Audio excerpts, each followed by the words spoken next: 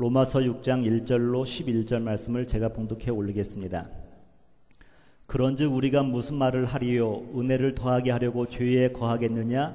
그럴 수 없느니라. 죄에 대하여 죽은 우리가 어찌 그 가운데 더 살리요? 무릇 그리스도와 예수와 합하여 세례를 받은 우리는 그의 죽으심과 합하여 세례를 받은 줄을 알지 못하느냐? 그러므로 우리가 그의 죽으심과 합하여 세례를 받음으로 그와 함께 장사되었나니 이는 아버지의 영광으로 말미암아 그리스도를 죽은 자 가운데서 살리심과 같이 우리로 또한 새 생명 가운데서 행하게 하려 함이라. 만일 우리가 그의 죽으심과 같은 모양으로 연합한 자가 되었으면 또한 그의 부활과 같은 모양으로 연합한 자도 되리라. 우리가 알거니와 우리 옛사람이 예수와 함께 십자가에 못 박힌 것은 죄의 몸이 죽어 다시는 우리가 죄에게 종노릇 하지 아니하려 함이니 이는 죽은 자가 죄에서 벗어나 의롭다 하심을 얻었음이라. 만일 우리가 그리스도와 함께 죽었으면 또한 그와 함께 살 줄을 믿노니 이는 그리스도께서 죽은 자 가운데서 살아나셨음에 다시 죽지 아니하시고 사망이 다시 그를 주장하지 못할 줄을 알미로다.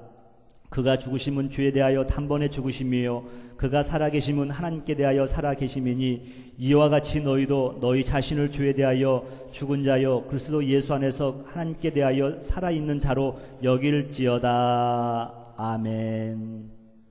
자, 오늘은 진정 시리즈 5번째 진정 확신하십니까? 라는 제목으로 말씀을 나누도록 하겠습니다. 진정 시리즈를 하면서 제가 말씀을 준비하면서 제 마음 가운데 뭐 불편함이 있어요. 근데 그 이유가 뭔가를 이렇게 묵상해 보니까 제 마음 가운데 아직 확고하게 털을 잡지 못한 그런 부분들이 있더라고요. 그런 부분들을 하면서 저는 그렇게 못 살면서 말씀을 전해야 되는 저의 심정 아시나이까? 괴롭지 않겠습니까? 막 마음이 불편한 거예요. 그러면서 이 진정 시리즈는 여러분들에게도 은혜가 될지 모르겠지만 저 자신의 신앙을 점검하는 귀중한 시리즈라는 것 제가 알게 되었습니다. 참 감사드리고요. 그러면서 오늘도 말씀을 한번 나눠보려고 합니다.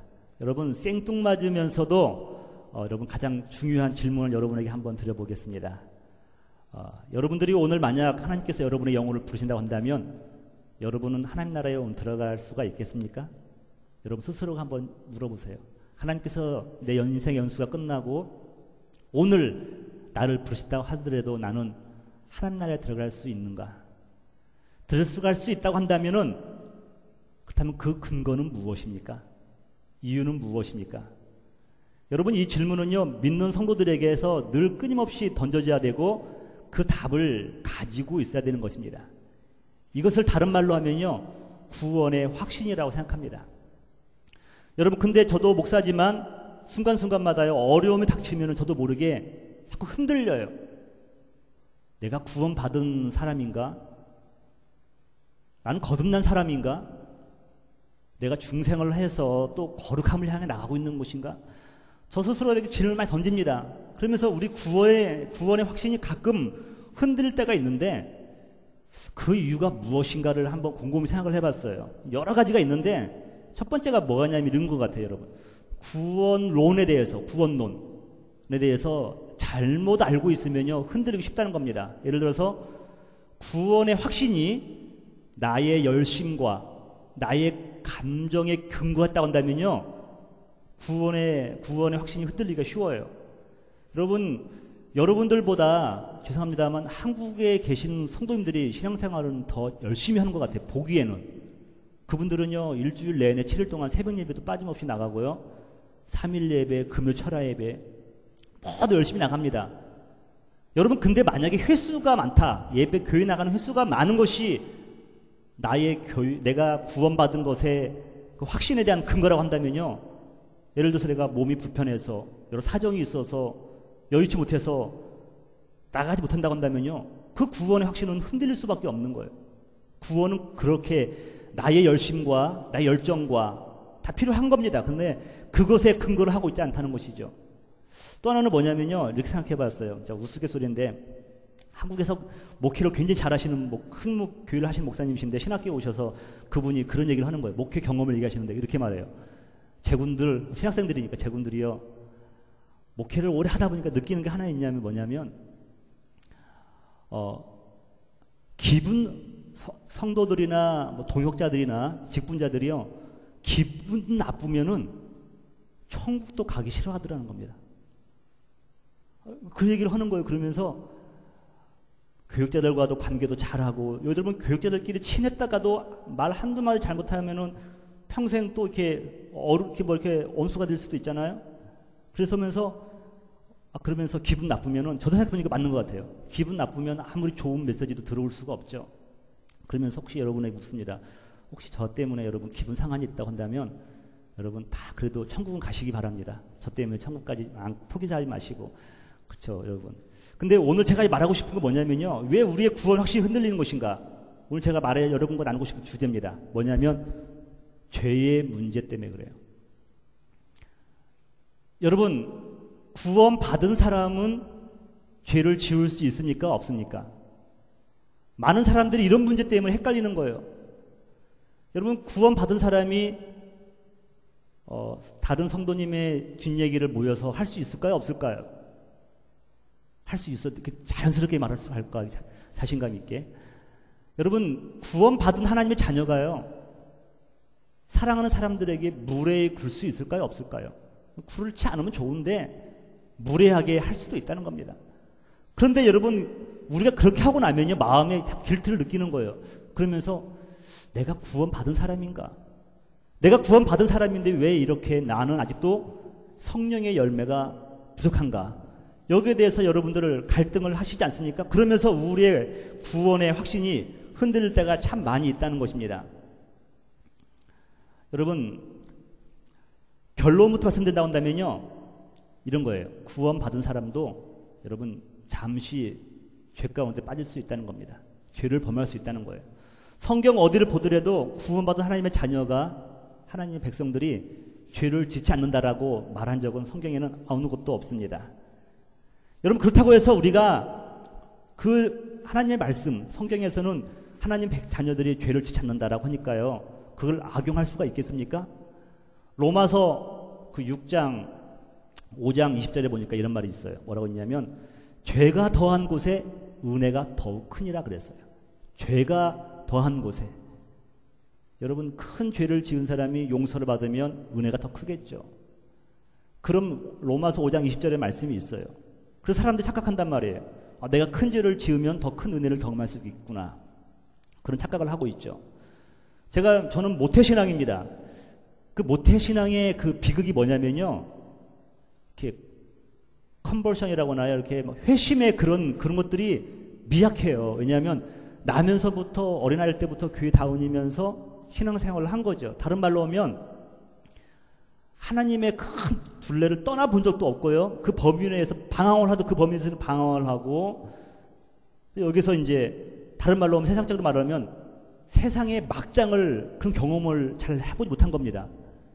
신학 때 다니면서 늘 흔들리는 게 뭐냐면 이거예요. 가끔 이제 유명한 설교가들이 와서 간증을 합니다. 간증을 하면 세상에서 자기가 막 세상에서 얼마나 큰 죄를 지었는가를 막 자기가 얘기를 해요. 그러면서 주님을 만난 그 사건을 얘기하니까요, 주님의 그 은혜가 너무도 커 보인다는 겁니다. 그러면서 막 모태신앙으로서 저는 그런 은혜가 경험이 큰 것이 별로 없어요. 그러니까 나는 구원 받은 건가? 하나님의 은혜를 경험한 것인가? 하면서 막 유혹도 받아요. 나도 한번 큰 죄 한번 지어보고 회개 한번 해볼까? 주님이 얼마나 큰 은혜를 경험할 것인가? 여러분, 그런데 그럴 수 있습니까? 오늘 로마서 6장 1절에 보니까요, 그럴 수 없다라고 단호하게 사도 바울이 얘기하고 있잖아요. 제가 읽어볼게요. 6장 1절입니다. 그런즉 우리가 무슨 말 하리요? 은혜를 더하게 하려고 죄에 거하겠느냐? 그럴 수 없다라고 말을 하고 있습니다. 오늘은 그래서 여러분에게 죄 문제 해결뿐만 아니라 어떻게 우리의 구원 확신이 흔들릴 수 없는 이유가 무엇인가에 대해서 몇 가지 오늘 본문 통해서 한번 나눠보려고 합니다. 첫 번째가 뭐냐면요, 저와 여러분들이 구원의 확신이 흔들릴 수 없는 근거 첫 번째가 뭐냐면 이미 저와 여러분은 죄에 대해서 죽었기 때문이라는 것입니다. 여러분 2절 한번 보세요. 본문 2절에 보시면 어찌 그럴 수 없느니라. 죄에 대하여 죽은 우리가 어찌 그 가운데서 더 살리요. 이미 성경에서 보니까요, 죄에 대해서 이미 죽었다. 과거 형태로 쓰이고 있어요. 여러분들 죄에 대해서 언제 죽었습니까? 성경에서 있는데 여러분들은 기억이 희미할지 모르겠지만 성경에서는 하나님의 자녀들은 이미 죄에 대해서 죽었다라고 과거 형태로 쓰고 있습니다. 이미 죽었다는 거죠. 사도 바울이 말하는 나는 날마다 죽노라, 이 말과 이 말은 틀린 거예요. 이거는 원초적으로 본성적으로 우리가 이미 죄에 대해서 죽었다라고 성경에서 말씀하고 있는 것입니다. 이미 단 한 번의 죽음, 그 의미를 말하는 거죠. 이미 죽었다는 것이죠. 많은 분들이 성경에서 이렇게 말을 하더라도 스스로 질문을 던져요. 과연 나는 죽었나 살았나, 죽었나 살았나. 다 불신앙이죠, 여러분. 성경에서 죽었다고 하면요, 죽었다고 믿는 겁니다. 그게 중요하다는 것이죠. 여러분, 죽음은 뭘 말하냐면요, 죄의 세력으로부터 자유함을 말하는 것이에요. 자유함. 한 4, 5년 전인가요? 저희 외할아버지께서 이제 가든 그룹을 사셨다가 이제 하나님의 부르심 받고 소천하셨어요. 그래서 장례식을 전행하는데 저는 그거 처음 봤어요. 저는 이제 장례 행렬을 따라가는데 여러분 그 페트롤 사이카라고 있죠. 뭐 그 은퇴하신 그 경찰관들이 그 장례 행렬을 인도하잖아요. 근데 여러분 다른 날은요 우리가 신호의 제약을 다 받아요. 신호가 빨간불이면 지나갈 수가 없는 겁니다. 없는데 그날만은 보니까요 죽은 그날 그 장례식을 하는 그날 보니까요 모든 신호를 초월하더라고요. 사이카들이 먼저 가서 사거리에서 양방향을 신호와 상관없이 다 막아버리고 장례 행렬을 미리 빼더라고요. 그걸 깨달은 게 있습니다. 여러분 죽는 순간에는요 신호등도 초월하는 것을 느꼈어요. 여러분 우리가 죽었다고 성경에서 말하는 이유가 뭐냐면요 죄의 지배를 더 이상 받지 않는다는 거예요. 이것을 성경에서 지금 말씀해주고 있는 거예요. 굳이 그러니까 죽었다고 말하는 것은 죄로부터 초월했다는 것을 말씀하고 있고 죄에 대해서 자유함을 얻었다는 것을 말하는 것입니다. 죄로부터 지배를 해서 해방되었고 죄의 사망 권세로부터 해방되었음을 말하는 것입니다. 여러분 우리 주위에 참 무서운 사람들 많이 있지 않습니까? 가지고 어떤 사람이 한번 정리를 해봤대요. 누가 무서운가? 첫 번째 보니까 죽음을 두려워하지 않는 사람이 무서워요.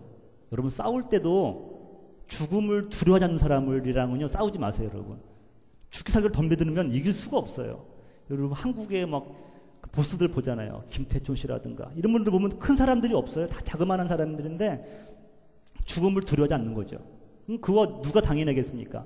두 번째로 무서운 사람이 누구냐면요. 소유를 포기한 사람이 무서운 사람이래요. 여러분 소유를 포기한 공무원에게 뇌물이 통하겠습니까? 소유를 포기한 사람에게 부정이 통하겠습니까? 통할 리가 없죠. 또 세 번째로 무서운 사람이 누구냐면요. 열정을 가진 사람이 무서운 사람이에요. 열정을 가진 사람. 게으른 사람은 사탄도 안 쓰는데 열정을 가진 사람이 한 공동체에 들으면요. 한 두세 사람만 있어도 그 공동체가 활기를 띠고 일이 되어져 가는 것을 볼 수가 있죠. 이렇게 무서운 사람들이 있는데 여러분들은 어느 편에 속합니까? 여러분 죽음을 두려워하지 않는 사람들, 이미 죽었던 사람들은요 더 이상 죄에 대해서 두려워하지 않는 것이죠. 그런데 여러분 아직 죽지 못한 사람의 특징은 뭐냐면 이거예요. 어떤 남편은 그래요. 목사님 저는 제 아내 빼고는 모든 여성을 사랑할 수가 있습니다. 얼마나 아내가 미우면 그럴까요? 아내 말고는 모든 사람을 다 사랑할 수 있다는 거예요. 그래서 교회에 오시더라도 모든 여성들에게는 친절해요. 근데 정작 자기 와이프에게는 막 함부로 대하는 사람이 있죠. 또 어떤 남성은 그럽니다.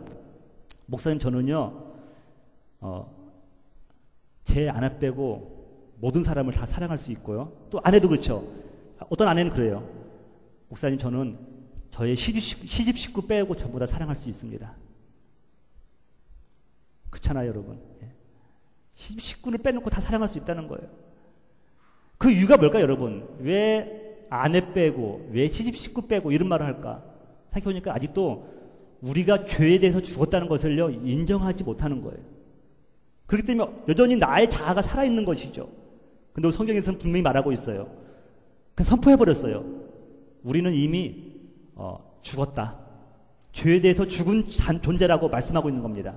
그렇기 때문에 죄의 영향력 때문에 우리의 구원관이 흔들릴 수 없다는 것을 사도 바울이 분명하게 말씀하고 있는 거예요. 그렇다면 우리가 어떻게 죽었는가, 내가 언제 죽었는가 하는 의문점이 발생하게 됩니다. 그 두 번째는 뭐냐면요. 그리스도와 함께 죽었다는 사실을 성경에서는 말씀하고 있어요. 여러분 본문 한번 보세요. 여러분 볼펜 있으시면요. 한번 표시를 해보시기 바랍니다. 3절 보시면, 자, 무릇 그리스도 예수와 합하여, 여러분 합하여 동그라미 세모 한번 쳐보세요. 세모, 합하여 세모. 세례를 받은 우리는 그의 죽으심과 또 합하여 세모 한번 쳐보세요. 합하여 세례를 받은 줄을 알지 못하느냐. 4절, 그러므로 우리가 그의 죽으심과 또 세모 치세요. 합하여 세례를 받음으로 그와 함께 세모 치시고 장사되었나니 이는 아버지의 영광으로 말미암아 그리스도를 죽은 자 가운데서 살리심과 같이 우리를 또한 새 생명 가운데서 행하게 하려 하십니다. 5절 보세요. 만일 우리가 그의 죽으심과 같은 모양으로 세모 치세요. 연합한 자가 되었으면 또한 그의 부활과 같은 모양으로 세모 치세요. 연합한 자도 되리라. 6절, 우리가 알거니와 우리 옛사람이 예수와 함께 세모 치세요. 함께 십자가에 못 박힌 것은 죄의 몸이 죽어 다시는 우리가 죄에게 종로로 타지 아니하려 함이라. 8절 보시면 만일 우리가 그리스도와 함께 세모 치시고 죽었으면 또한 그와 세모 치세요. 함께 살 줄을 믿노니. 여러분 이 짧은 구절 가운데서 함께 합하여 그리스도와 함께 이 단어가요 장장 9번이나 진행되고 있습니다. 지금 성경에서 말하고 싶은 게 뭐냐면요, 첫 번째 아담이 죄를 지었을 때 우리도 그와 함께 죄를 지었다는 거예요. 여러분들도 그럴 거예요. 목사님, 저는 태어난 지가 겨우 50년밖에 안 됐는데 그럴 수가 있겠습니까? 여러분 성경에서 말하고 있잖아요. 이걸 인정하지 않으면요 또 다른 문제가 생기는 거예요. 성경에서 말하기를 우리는 첫째 아담이 선악과를 따먹으면서 하나님 말씀에 불순종하면서 죄를 지었을 때 우리도 그와 함께 죄를 지었다라고 말씀하고 있는 겁니다. 여러분 인정하십니까? 이것이 원죄라는 거죠. 원죄. 그 다음에 두 번째 아담, 둘째 아담이 예수 그리스도인데 둘째 아담이 십자가에서 죽으셨을 때 우리도 그와 합하여 죽었다라고 말씀하고 있어요.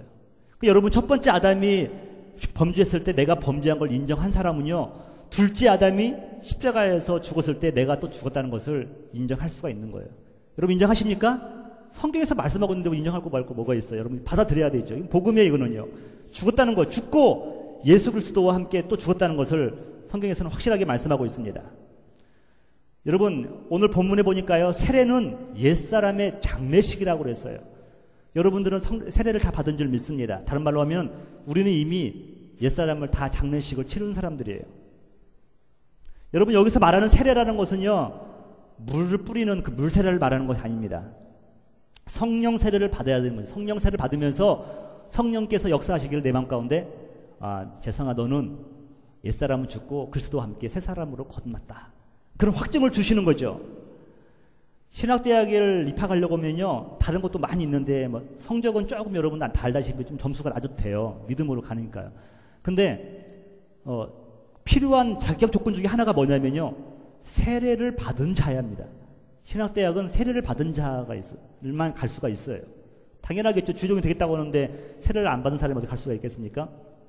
근데 제가 있는 한 자매가요 이 자매는 성령 세례를 받았어요. 성령의 충만함을 받았어요.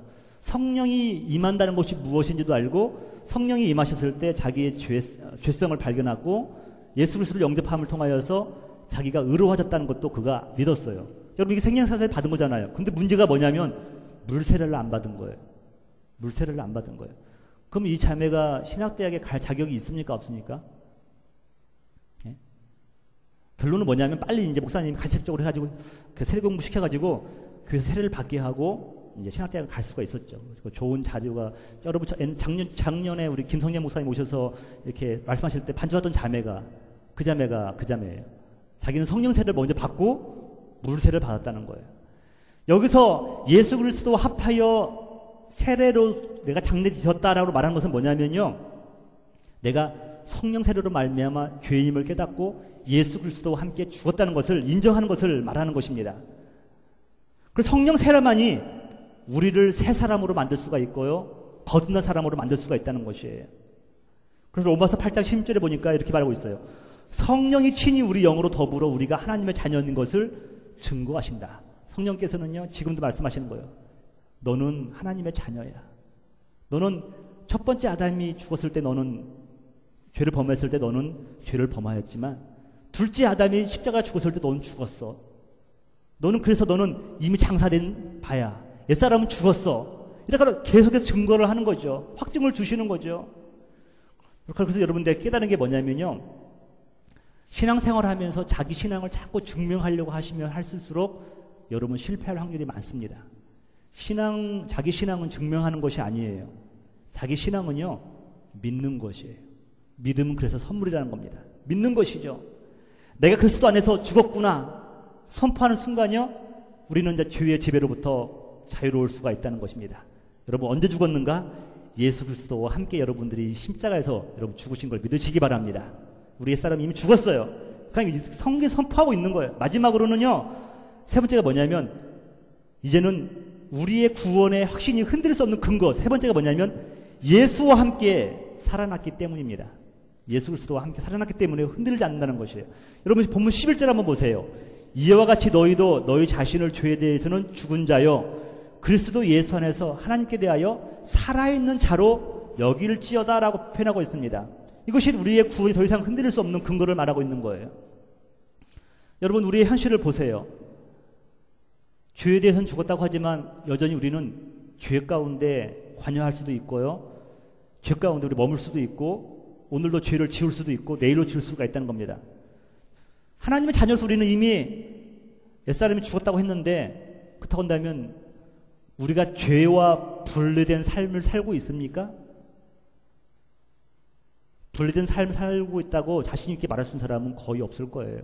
저도 마찬가지예요. 여전히 우리는 죄의 유혹 속에서 오늘도 살아가고 있는 것입니다. 그렇다고 한다면 그리스도와 함께 죽고 함께 살았다는 것은 무엇을 의미하는 것인가? 성경에서는 죄에 대해서 죽었다고 했는데 그렇다면 죄를 짓지 말아야 되는 것이냐? 과연 그리스도와 함께 죽고 함께 살았다는 것은 무엇을 의미하는 것인가를 제가 한번 정리를 해봤습니다. 첫 번째가 뭐냐면요, 더 이상 죄의 지배를 받지 않는다는 거예요. 죄의 지배를 받지 않는다. 여러분 죄는 지을 수가 있는데 그 죄로 인해서 더더욱 죄가 죄를 잉태하는 거예요. 여러분 또 다른 죄 가운데 빠져가는 것은 작은 거 거짓말할 때 또 큰 거짓말을 불러올 수밖에 없잖아요. 근데 옛사람이 죽었던 사람은요, 죄의 지배를 더 이상 받지 않는 겁니다. 더 이상 죄를 한번 짓고 나면 깨닫고 끊을 수가 있다는 거예요. 두 번째는 뭐냐면요, 죄에 빠져도 절망하지 않고, 여러분 중요해요. 절망하지 않고 회개하고 돌아온다는 것입니다. 여러분 혹시 여러분 죄송합니다만 혹시 저와 여러분들이 가운데 우리가 하나님이 기뻐하지 않는 삶을 살아갈 수가 있거든요.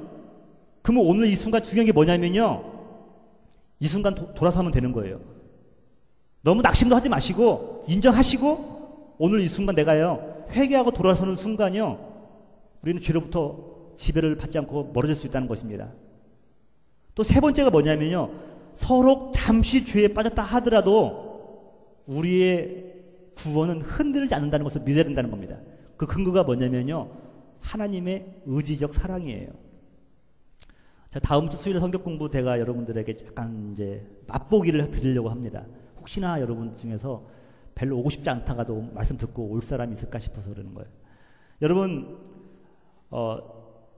성경의 그 이스라엘 백성들의 그 삶을 되돌아보면요, 하나님과 이스라엘 백성들 사이 속에서 또 이스라엘 국가 가운데 있어서 패턴을 발견할 수가 있는데 그게 뭐냐면요, 그 패턴이 우리의 삶의 패턴이 되기도 하고 우리 가정의 패턴이 되기도 하고 우리 민족의 패턴이 되기도 하는 그 패턴을 발견할 수가 있어요. 그게 뭐냐면요, 첫 번째가 이스라엘 백성들이 죄를 짓습니다.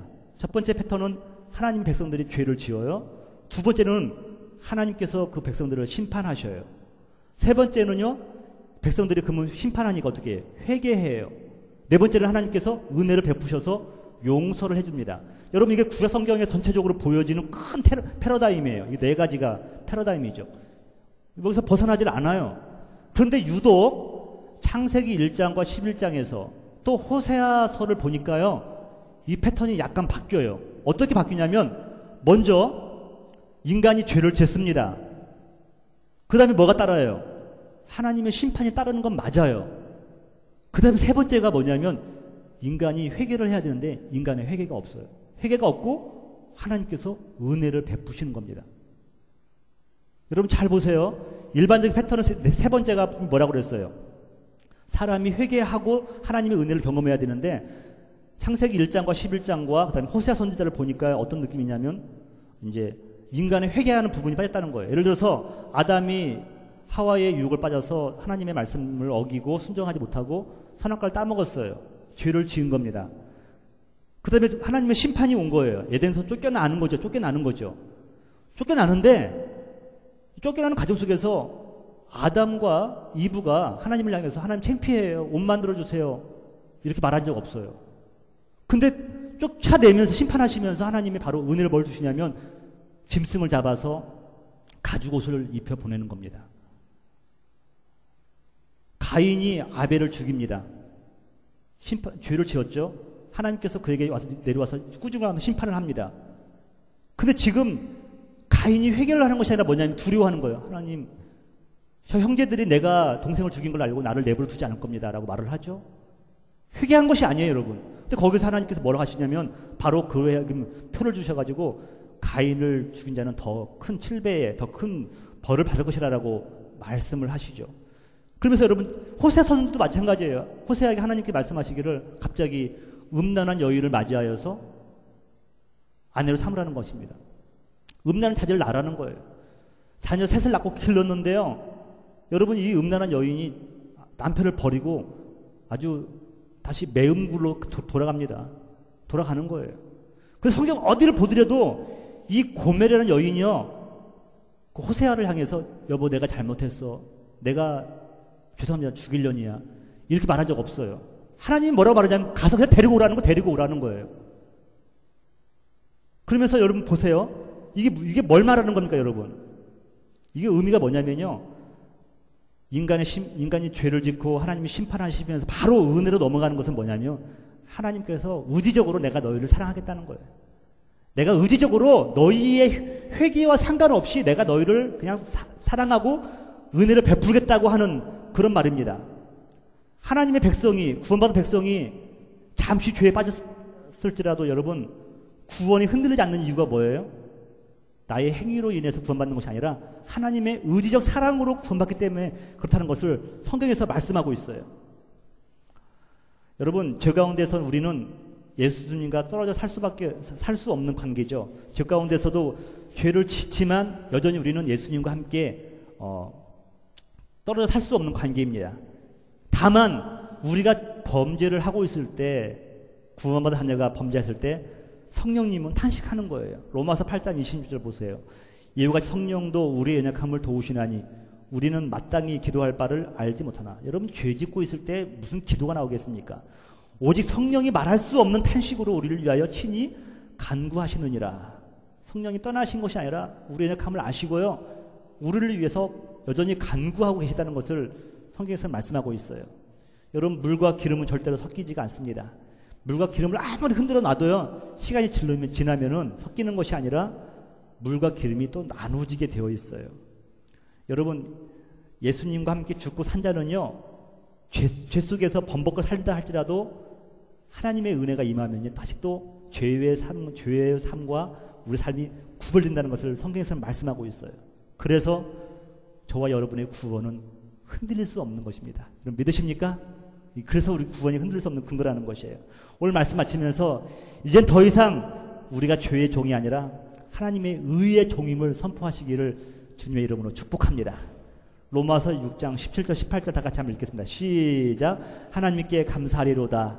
너희가 본래 죄의 종이더니 너희에게 전하여 준 바 교훈의 본을 마음으로 순종하여 죄로부터 해방되어 의에게 종이 되었느니라. 할렐루야. 이 말씀 믿으시면서 여러분 더 이상 나는 죄의 종이 아니다. 하나님의 종이다. 라는 선포하며 나가는 여러분 되시기를 주님의 이름으로 축복합니다. 우리 이 시간 십자가 부르시면서 우리의 신앙을 고백하기를 원합니다.